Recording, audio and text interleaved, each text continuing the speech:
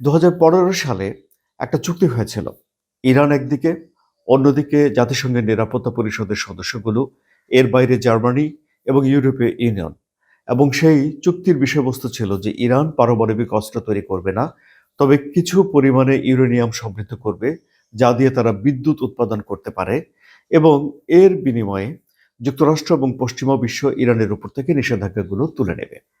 2018 সালে Donald Trump এই চুক্তি থেকে যুক্তরাষ্ট্রকে বের করে নিয়ে যান। 2019 সাল থেকে ইরান ইউরেনিয়াম সমৃদ্ধ করা শুরু করে, এবং ইরান এই সর্বশেষ ইউরেনিয়ামকে 60% পর্যন্ত সমৃদ্ধ করতে পেরেছিল। 60% সমৃদ্ধ ইউরেনিয়ামের 440 কেজির একটা মজুদ গড়েছিল, যা 90% পর্যন্ত সমৃদ্ধ করা গেলে ইরান 10টি পারমাণবিক অস্ত্র তৈরি করতে পারত।